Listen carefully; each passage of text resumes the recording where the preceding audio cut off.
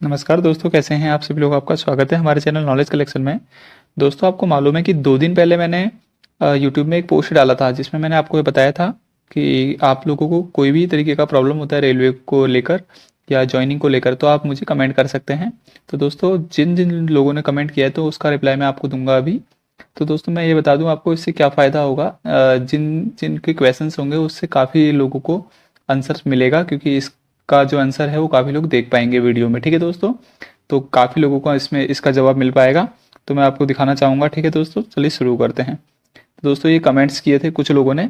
तो सबसे पहला कमेंट मैं दिखाता हूँ आपको कि जीडीसी के बारे में वीडियो लाओ, PF number ATC Hubli zone Mysore division. तो दोस्तों, सबसे पहले मैं आपको बता दूं कि जो जीडीसी है, जीडीसी 15 जुलाई से स्टार्ट होने वाला है। मतलब जीडीसी के जो फॉर्म आएंगे 15 जुलाई से स्टार्ट हो जाएंगे।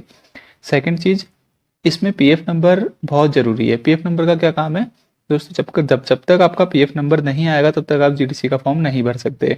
और अगली चीज़ एक और है कि अभी दोस्तों कंफर्म नहीं है कि जीडीसी के लिए कितने साल ज़रूरी किए गए हैं। जैसे कि अभी एक नोटिफिकेशन आया था जिसमें बताया गया था कि शायद जीडीसी को 5 साल तक करा जा सकता है, कि 5 साल इसमें ज़रूरी है, 5 साल का एक्सपीरियंस होना ज़रूरी है। तो दोस्तों, अभी कुछ मालूम नहीं है, कंफर्म नहीं है। जब तक नोटिफिकेशन नहीं आता फाइनल नोटिफिकेशन, तब तक कुछ कह नहीं सकते।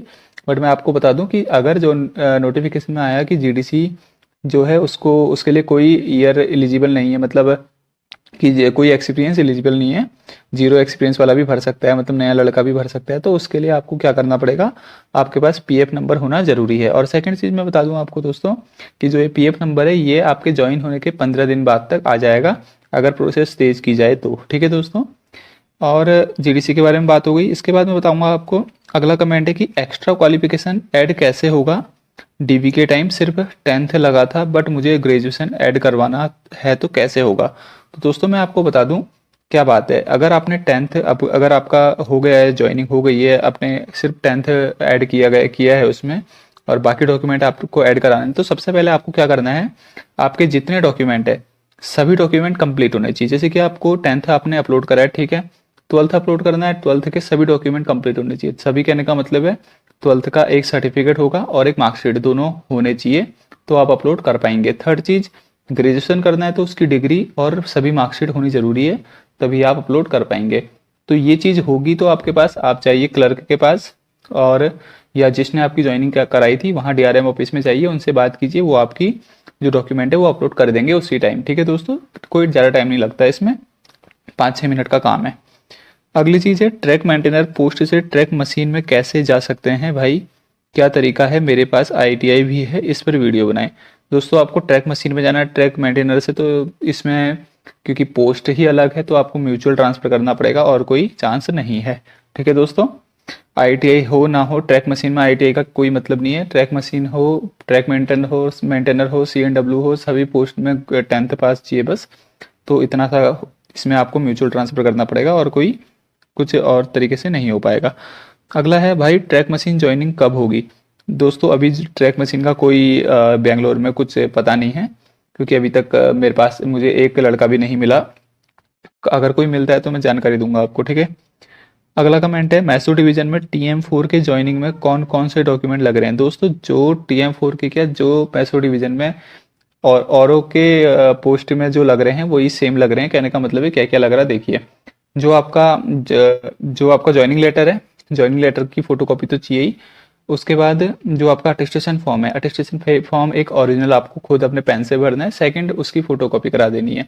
अटेस्टेशन फॉर्म का जितना पार्ट होता है वो सब। ठीक है दोस्तों, सेकेंड चीज, अटेस्टेशन फॉर्म में कैरेक्टर सर्टिफिकेट को छोड़कर जितना पार्ट है सबकी एक एक फोटोकॉपी करानी है, वो आपका लगेगा।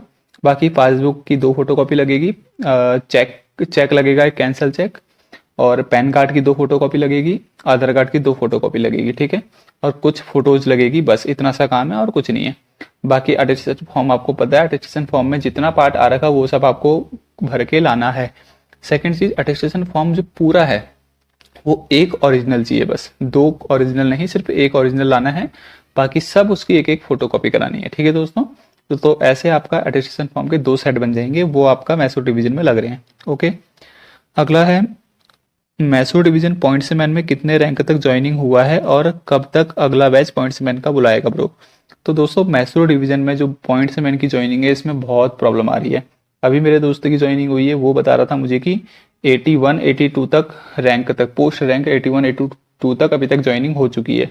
ठीक है, अब इसके बाद की ज्वाइनिंग जो दे रहा वो दोस्तों ज्वाइनिंग जो दे रहा पॉइंट से मैन मैसूर डिवीजन में वो दे रहा ट्रेनिंग के हिसाब से। 1 महीने में ट्रेनिंग कंप्लीट हो रही है तो 1 महीने बाद ही दूसरी अगली जो ज्वाइनिंग निकाल रहा वो बच्चों की।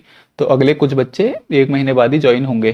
तो दोस्तों ध्यान देना मेरी बात को। अभी 81 82 तक पहुंच गई है पोस्ट रैंक। तो इसके बाद अगर अगर निकालेगा तो फिर कुछ लोग लेगा, करीब 19-20 लोग फिर से लेगा, और 19-20 लोग करके 100 120 110 करीब हो जाएंगे। फिर उसके बाद ऐसे करके धीरे धीरे हर महीने लेगा। दोस्तों पॉइंट सेवन की मैसूर डिवीजन में बहुत ही स्लो हो रहा।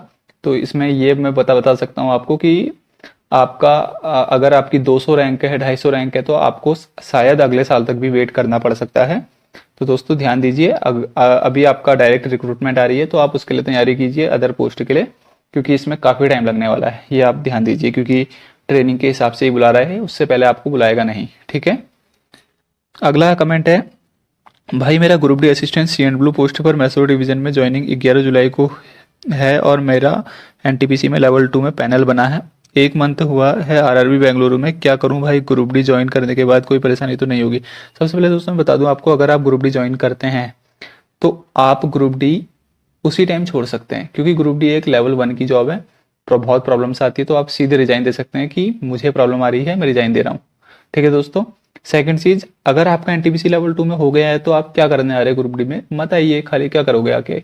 सीधे लेवल 2 में जाइए। अगर आपके पास पैसा है, अगर पैसों की प्रॉब्लम है तो ग्रुप डी में आ जाइए। सेकंड चीज मैं आपको बता दूं दोस्तों, अगर आप ग्रुप डी ज्वाइन करते हैं, जैसे ये बोल रहा है कि मैसूर डिवीजन में ग्रुप डी ज्वाइन करूंगा मैं, तो दोस्तों मैसूर डिवीजन में या कोई भी डिवीजन में आप ग्रुप डी ज्वाइन करते हैं तो सबसे पहले बता दूं मैं आपको, आपका लगभग 20,000 से 30,000 खर्चा आ जाएगा, क्योंकि सैलरी मिलने में 1-1.5 महीना लग जाता है। तो इसलिए आपका पूरे 1-1.5 महीने में टोटल खर्चा 20-30 हज़ार आ जाएगा। उसके बाद आपको सैलरी मिलेगा, तो क्या फ़ायदा आपका आके? इसलिए सीधे लेवल 2 पे जाइए, वहाँ ज्वाइन कीजिए। ठीक है दोस्तों, खाली आओगे प्रॉब्लम भी होगी, तो इसलिए इतना चक्कर करना ही नहीं है।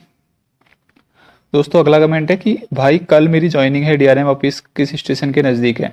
तो दोस्तों सबसे पहले मैं बता दूं आपको, बेंगलोर डिवीजन मेरा है, तो बेंगलोर डिवीजन में जो डीआरएम ऑफिस है वो बेंगलोर डिवीजन के जो केएसआर स्टेशन है, ठीक है, केएसआर बेंगलोर सिटी स्टेशन, उसके जस्ट बगल में है। ठीक है, अगला जॉइंट एसबीआई अकाउंट चलेगा? तो दोस्तों जॉइंट एसबीआई अकाउंट चलेगा नहीं चलेगा? दोस्तों आप 18 साल से ऊपर है तो अपना सिंगल अकाउंट खुलवा लीजिए, खाली जॉइंट अकाउंट के चक्कर में मत पड़िए। सेकंड चीज़ मैं बता दूं आपको, हो सके तो एसबीआई में ही खुलवाना, क्योंकि एसबीआई का जो अकाउंट है, एसबीआई में क्या फ़ायदा होता है, एसबीआई अकाउंट वालों की जो सैलरी होती है वो सबसे जल्दी आती है। ठीक है दोस्तों, जैसे मेरा एसबीआई अकाउंट है, इस बार मेरी सैलरी करीब सुबह 6 बजे आ गई थी, और वो भी 30 तारीख को। ठीक है दोस्तों, तो इसलिए ध्यान दीजिए, एसबीआई अकाउंट की सैलरी हमेशा जल्दी आती है और अकाउंट से, ये ध्यान देना मेरी बात को। ठीक है, सेकंड चीज़ मैं बता दूं आपको, अगर आपने देखा होगा आपकी ज्वाइनिंग होती है कहीं भी डीआरएम ऑफिस में, और आपने देखा होगा वहाँ एचडीएफसी और एक्सिस बैंक और अदर ऐसे काफ़ी बैंक होते हैं जो आपसे कहते हैं अकाउंट खोल लीजिए, फ्री में है और कभी पैसे नहीं लगेंगे। दोस्तों अगर आपके पास एसबीआई अकाउंट या कोई भी अकाउंट पहले से है जो आप लगा रहे हैं, तो उसके अलावा कोई अकाउंट खुलवाने की कोई ज़रूरत नहीं है, क्योंकि जो अकाउंट खोलते हैं वो सैलरी अकाउंट होता है दोस्तों। और सैलरी अकाउंट जो होगा, सैलरी अकाउंट में अगर सैलरी नहीं आ रही है 3 महीने तक, तो 3 महीने के अंदर वो सैलरी अकाउंट सेविंग अकाउंट में कन्वर्ट हो जाता है, और सेविंग अकाउंट में कन्वर्ट होने के बाद वही चार्जेस दोबारा कटने लग जाते हैं जो और लोगों के कटते हैं। तो एक्सिस बैंक, एचडीएफसी बैंक के चार्जेस भी काफ़ी महंगे होते हैं। तो इसलिए मैं आपसे बोल रहा हूँ कि अगर आपको बहुत ज़रूरत है बैंक की तो ही खुलवाना, वरना खुलाने की कोई ज़रूरत नहीं है। ठीक है दोस्तों, अगली चीज़, तुम्हें सीएल कितनी मिलती है? तो दोस्तों सीएल की बात करूँ मैं, हमें 10 सीएल मिलेगी। जैसे कि मेरी ज्वाइनिंग अभी 13 मई को हुई थी, तो 13 मई से ज्वाइनिंग हुई थी, तो मुझे 10 सीएल मिल चुकी है। 10 सीएल जो है ये दिसंबर तक की है। दिसंबर में 10 सीएल अगर मैं यूज करूँ तो ठीक है, वरना 10 सीएल ख़त्म हो जाती है। ठीक है, और सेकंड चीज़, जुलाई से जो अभी जुलाई आ रहा है, जुलाई आ गया है, मतलब जुलाई से मुझे 15 एलएपी भी मिल जाएगी, और ये एलएपी कभी ख़त्म नहीं होती, एलएपी सिर्फ ऐड होते रहती है। ये एलएपी 15 जुलाई को मिलेगी, उसके बाद ये एलएपी मुझे 1 जनवरी को फिर से 15 मिल जाएगी। ठीक है दोस्तों, तो साल में एलएपी जो है 15-15 करके 2 बार मिलती है। याद रखिए, एलएपी 15-15 करके 2 बार मिलती है, एक मिलेगी जनवरी में, एक मिलेगी जुलाई में। ठीक है, और सीएल जो एक ही बार मिलेगी पूरे साल में, 10 सीएल। अगर आप जुलाई में भी ज्वाइन करते तो आपको 10 CL मिल जाएगी दिसंबर में और ये जुलाई जो CL है ये दिसंबर में ख़त्म हो जाती है। ठीक है दोस्तों, ठीक है। और दोस्तों इसके बाद कमेंट इतने ही थे दोस्तों। अगर आपको जानकारी अच्छी लगी हो तो चैनल को सब्सक्राइब करना और वीडियो को लाइक और शेयर कर देना। ठीक है दोस्तों, और इसके अलावा दोस्तों अभी मैं काफ़ी चीज़ों में वीडियो बनाऊंगा तो ये चैनल को सब्सक्राइब ज़रूर करना। ठीक है दोस्तों, धन्यवाद। और आपको कोई भी वीडियो चाहिए हो तो, कोई भी जानकारी चाहिए तो आप कमेंट कर सकते हैं, मैं उस पर वीडियो ले आऊँगा। और बाकी सभी कमेंट का रिप्लाई मैं देता हूँ, आपको मालूम है। बाकी आपको किसी भी चीज़, जैसे आपको टेलीग्राम चैनल पे जाना है मेरे, तो आप डिस्क्रिप्शन में लिंक दिया है मैंने, आप उसमें जाके देख सकते हैं। ठीक है दोस्तों, चलिए धन्यवाद।